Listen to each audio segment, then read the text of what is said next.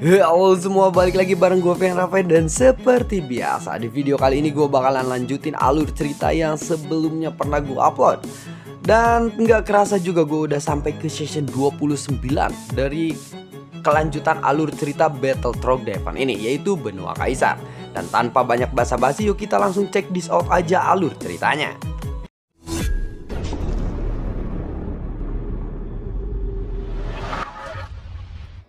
Di episode sebelumnya, sang permaisuri berhasil memanggil pasukan Blazing Army yang telah lama menghilang dari alam Suanyen.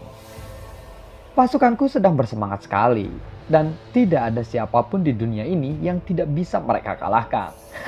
Apalagi hanya kalian saja, orang-orang dari dunia Taisu yang hina itu.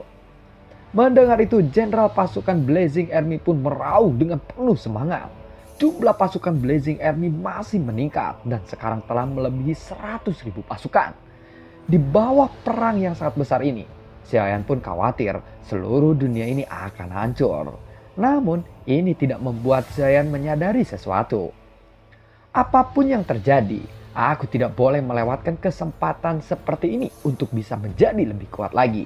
Semakin aku menjadi lebih kuat, maka semakin banyak orang-orang yang bisa aku lindungi.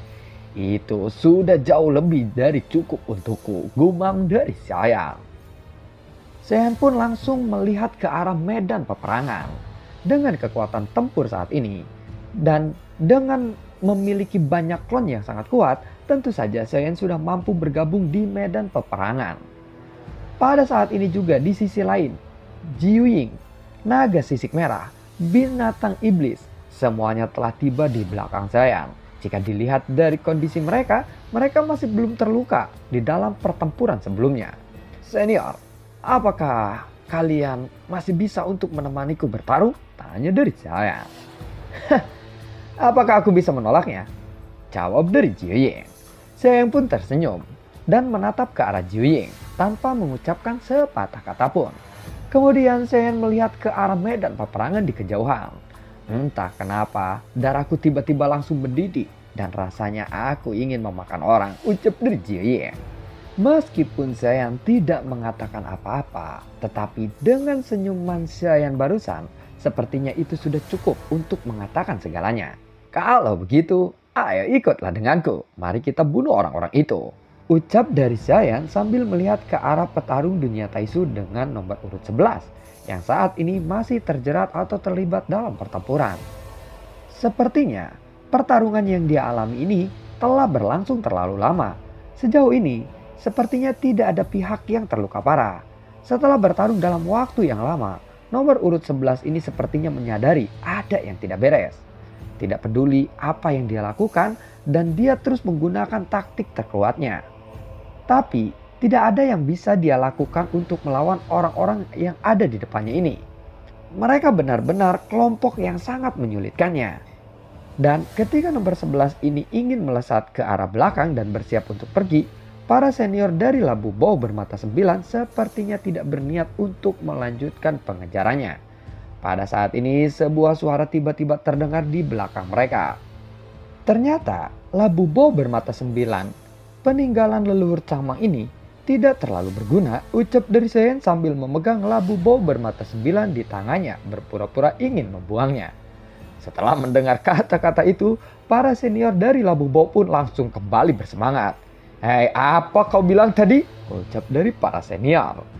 10.000 pedang terhunus di belakang, ucap dari pendekar pedang gila yang melambaikan lengannya. Dan puluhan ribu bayangan pedang langsung terbang keluar dari sarung pedang di punggungnya.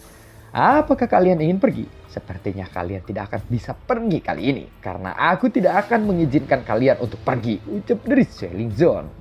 Dia juga melangkah maju dengan sangat ganas dan mengayunkan senjatanya ke arah petarung dari dunia Taisu yang bernomor urut 11 ini.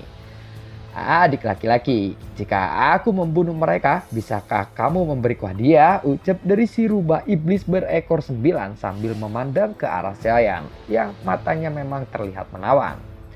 Senior, tolong berhenti bercanda. Orang-orang ini adalah musuhku. Tolong bantu aku untuk menyingkirkan mereka semua. Jawab dari saya. Sebenarnya aku tidak ingin melakukannya. Namun pada dasarnya Dia hanya menggunakan kekuatan immortality secara sembarangan saja dengan alat yang mereka pakai. Yang membuat luar biasa adalah dia sepertinya punya aliran kekuatan immortality yang stabil. Tidak sulit untuk menghadapinya, namun mungkin tidak akan mudah untuk menangani puluhan ribu pasukan yang lainnya yang ada di sini. Jadi bagaimana tentang hadiahnya? Ucap dari si ekor 9 ini. Shen pun akhirnya menyadari bahwa para senior ini sepertinya sedang memikirkan detail dari kelompok dunia Taisu ini. Bagaimana cara kelemahannya dan bagaimana cara mereka menyerang.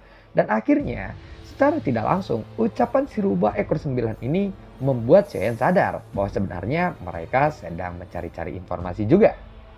Sebenarnya kami juga bisa memberimu bantuan jangka pendek. Kami berharap bisa menemukan satu cara untuk bisa menahan mereka. Dan dengan itu kamu bisa memenangkan peperangan ini. Aku rasa hal pertama yang harus kamu lakukan adalah bagaimana caranya untuk bisa memutus pasokan kekuatan immortality kepada mereka. Ucap dari si rubah iblis berekor 9 ini. Mendengar itu, Shen pun menjadi lebih bersemangat lagi. Senior rubah iblis berekor 9, apakah Anda memiliki sebuah cara tentang itu? Tanya dari saya. Meskipun Shen juga bisa menggunakan kekuatan Lingsu untuk mengendalikan Taisu Senju, namun itu akan memakan banyak waktu. Dan setelah Shen mengumpulkan 4 Taisu Senju sebelumnya, dan saat dia memaksakan lagi Taisu Senju untuk memasukkannya ke ruangan Lingsu, namun kecepatan penjinakannya ini turun secara signifikan. Jelas tidak mungkin untuk mengumpulkan dan menjinakkan terlalu banyak Taisu Senju di dalam ruangan Lingsu dalam waktu yang singkat. Belum lagi ada ratusan Taisu Senju di tempat ini. Sementara itu, rubah ekor 9 pun lalu berkata lagi, aku hanya bisa menghadapi beberapa dari mereka saja. Dan jelas tidak ada cara untuk bisa menyelesaikan masalah ini secara mendasar. Senior rubah ekor 9, apakah Anda pernah berpikir bahwa jika kita dapat mengisolasi petarung dunia Taisu yang berada di Taisu Senju itu, mungkin itu akan memiliki efek pemblokiran yang sama dengan mematikan aliran energi kepada pasukan mereka. Ucap dari saya. Tidak, karena terlalu banyak orang-orang yang ada di sini dan medan peperangan ini juga mencakup area yang sangat luas. Tidak mungkin untuk membagi ruangan dengan kekuatan kita saat ini. Jadi sepertinya masalah ini sangat sulit untuk dipecahkan, jawab dari saya. Tetapi jika aku mengingat kemampuan permaisuri yang bisa memanggil aula sebesar ini, jadi menurutku seharusnya untuk bisa membagi ruangan di sini itu tidak akan menjadi masalah yang besar untuknya. Namun setelah Shen mendengar kata-kata itu, dia merasa khawatir dengan sisa kekuatan sang permaisuri yang mungkin akan menjadi lebih sedikit. Tapi saat ini sepertinya Shen juga tidak berdaya dalam situasi perang seperti ini. Perang tingkat seperti ini bukan lagi sesuatu yang bisa diselesaikan oleh Shen dengan kekuatannya. Memang benar, membagi ruangan membutuhkan kekuatan yang begitu kuat. Tetapi kamu bisa mencobanya dan kita lihat apakah paman menawan dari Labu Bau bermata 9 ini bersedia untuk membantu kita atau tidak. Ucap dari si rubah iblis berekor 9 ini. Paman menawan? Tanya dari saya. Saat ini, kelima sosok dari gambar Labu Bau bermata 9 ini telah muncul. Dan totalnya ada 9 gambar. Oleh karena itu, masih ada 4 senior kuat dari Labu Bau bermata 9 yang belum muncul. Dan apa yang dikatakan oleh rubah iblis berekor 9 ini seharusnya adalah salah satu sosok dari 4 sosok yang tersisa yang belum muncul. Pada saat ini, Shen tiba-tiba teringat bahwa ketika dia menggunakan Labu Bau bermata 9, Shen mendengar sebuah suara yang asing pada saat itu. Tetapi Shen yakin bahwa suara itu berasal dari Labu Bau bermata 9. Dan setelah suara itu keluar, para senior dari Labu Bau bermata 9 mau mengambil tindakan lagi dan membantu Shen. Hal ini menunjukkan bahwa suara asing itu memiliki posisi yang begitu mencolok di antara semua orang di Labu Bau bermata 9 ini. Dan setidaknya 5 orang itu tampaknya sangat mematuhinya. Paman, ayolah, janganlah berpura-pura seperti itu. Karena kamu sudah memenuhi syarat untuk muncul kali ini. Ucap dari si rubah iblis berekor 9 ini. Saat Xiaoyan hendak berbicara, tiba-tiba ada suara asing terdengar. Aku tidak ingin mengambil tindakan, aku tidak mau melakukan apapun. Tetapi itu bukan berarti karena aku tidak mau. Karena sekarang kamu harus menemukan cara untuk bisa mengatasi kesulitanmu sendiri daripada terlalu bergantung kepada orang lain, ucap dari suara itu. Saat suara itu terdengar dari labu bau bermata 9, sebuah gumpalan asap tiba-tiba menyebar. Dan kemudian muncullah sosok tubuh tinggi di depan Xiaoyan. Dia menggunakan armor perunggu, tetapi sepertinya armor itu pun sudah lapuk atau seperti armor karatan dan sudah lama sekali. Paman menawan, kamu akhirnya keluar juga. Tidak bisakah kita melakukan sesuatu yang menyenangkan kali ini? Tanya dari si rubah iblis berekor 9 ini. Tidak mau, jawab dari sosok tinggi besar itu. Dibandingkan dengan orang biasa, dia 2 kali lebih tinggi dan tingginya mungkin hampir 3 meter. Ukuran tubuhnya juga sangatlah besar, tetapi sepertinya tubuhnya ini menarik perhatian. Dan dia sedang memegang senjata di tangannya. Jadi aku harus membagi medan peperangan ini? Tanya dari sosok tinggi besar itu. Xiaoyan pun tercengang setelah dia mendengar kata-kata itu. Apakah sosok ini bisa membagi ruangan seperti yang dibahas sebelumnya? Dia lalu mengangguk. Kemudian Xiaoyan melihat sosok tinggi besar ini mengangkat tangannya dan menghantamkan senjatanya yang terlihat seperti kampak beliung 3 kali berturut-turut ke tanah. Xiaoyan yang berdiri di sampingnya langsung merasakan bahwa sekelilingnya ini bergetar hebat dan berputar secara perlahan. Namun pemisah ruangan ini sepertinya tidak berhasil dilakukannya. Sudah ada ruangan terlarang di sini dan ini sangatlah kuat, bahkan lebih kuat dari ruangan terlarang milikku. Sepertinya aku tidak perlu mengkhawatirkan kalian. Karena situasi pertempuran ini sudah berada di bawah kendali orang yang menggunakan ruangan terlarang ini, ucap dari sosok itu. Ruangan terlarang? Tanya dari Xiaoyan. Dia belum pernah mendengarnya dan sepertinya ini agak mirip dengan batasan formasi. Seseorang dengan kekuatan yang sangat kuat menciptakan ruangan domain miliknya sendiri. Dan dalam domain ini, dia adalah penguasa absolutnya. Atau secara tidak langsung dia adalah penguasa mutlak dari domain ini, ucap dari sosok tinggi besar menjawab pertanyaan Xiaoyan. Jika kalian masih ingat, di konten kemarin sang permaisuri ini mengeluarkan istana immortal surgawi dan akhirnya memanggil tentara Blazing Army. Yang disebut domain oleh si sosok tinggi besar ini adalah istana surgawi immortalnya, yaitu yang memanggilnya adalah sang permaisuri.